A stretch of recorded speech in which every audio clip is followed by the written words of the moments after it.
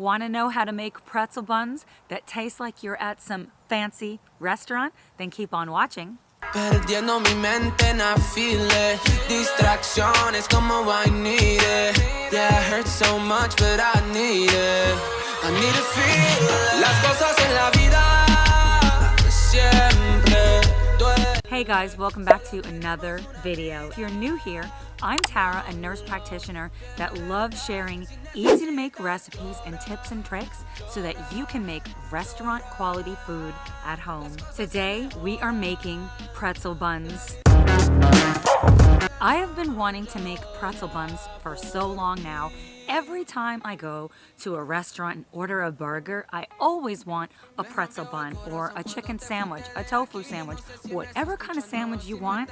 Trust me, you want it on a pretzel bun. They are so good. I'm gonna be using my Instant Pot to proof the dough. This is such a great hack. It only takes 30 minutes. If you don't have an Instant Pot, don't worry.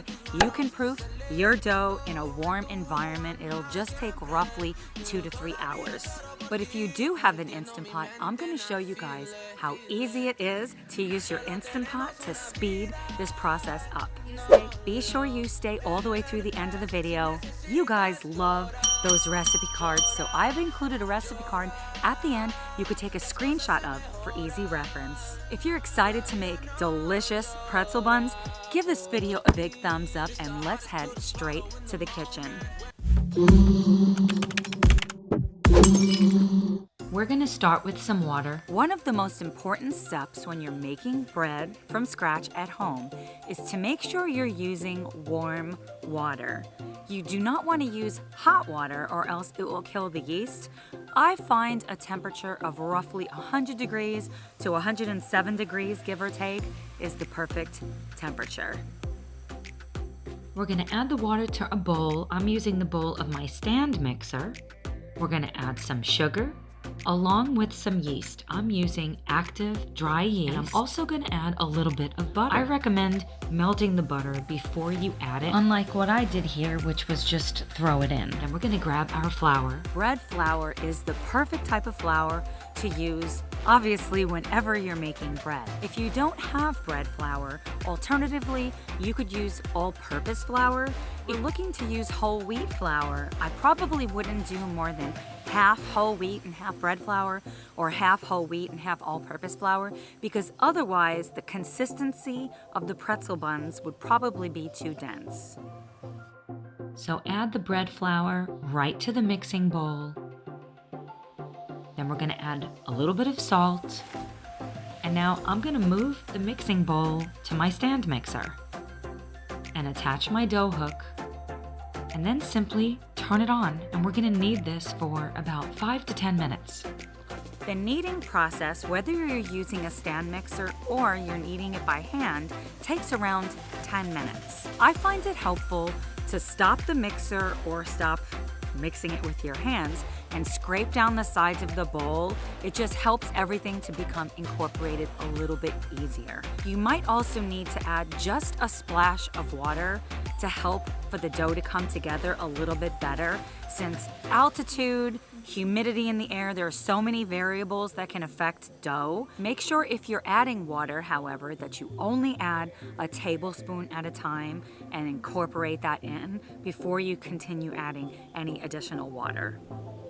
As soon as the dough hugs the hook, we're going to grab our Instant Pot. Instant Pot is perfect to speed up the proofing process. Simply remove it from the bowl. Probably going to find that the dough is a little bit more dense rather than sticky like typical bread recipes that I've made on this channel. If you haven't seen any other bread recipes on this channel before, I will link some of my favorites below because they're so good. But that dough, I usually leave it a little bit more sticky. This dough, however, we're making pretzel buns, so we're actually going to boil the dough before we bake it in the oven. So you want your dough to be a little bit more dense, just until it's about the consistency like this.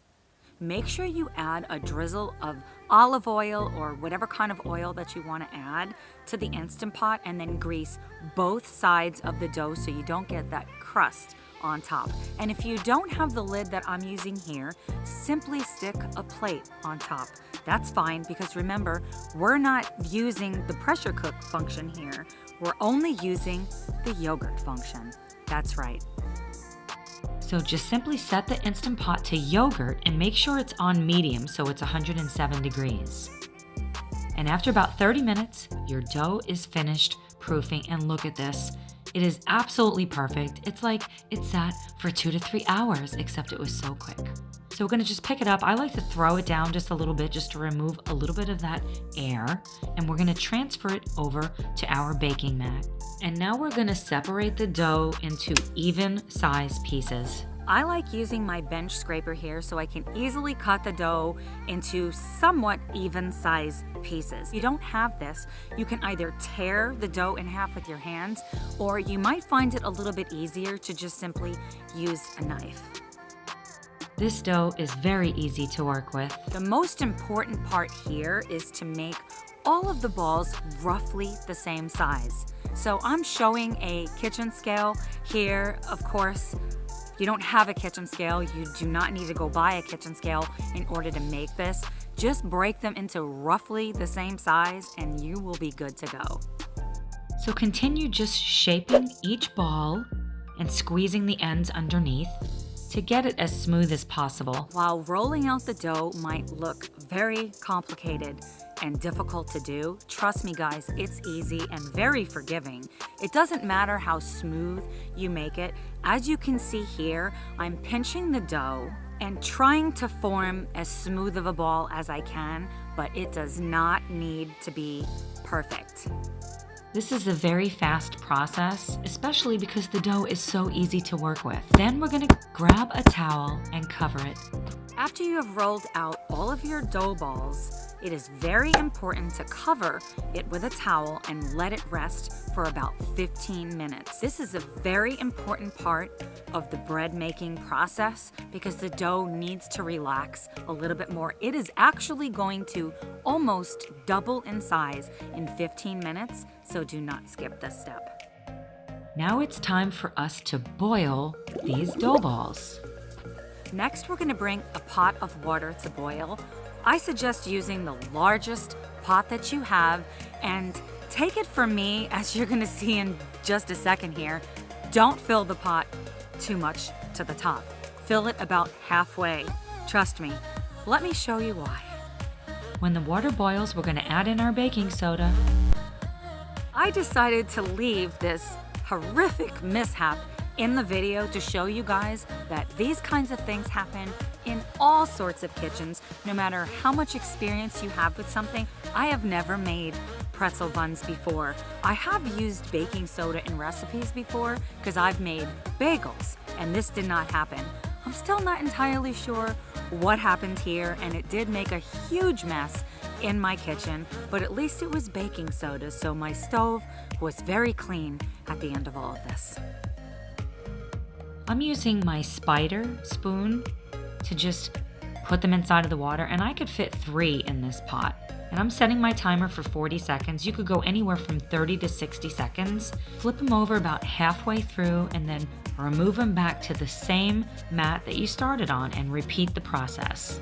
This is a very quick process, very similar to the way you would make bagels. Come to think of it, I have not made bagels for quite some time, so if you're interested in a video on that, let me know in the comments below. Once you have finished boiling all of the dough balls, grab an egg. Mixing up an egg to create an egg wash and then applying it to your buns right before they go in the oven is a great way to ensure your buns are going to be perfectly golden brown. I like to use the entire egg here. You'll find other recipes that only use the egg white. Experiment if you like, or just simply use the whole egg like I'm doing here. It's entirely up to you.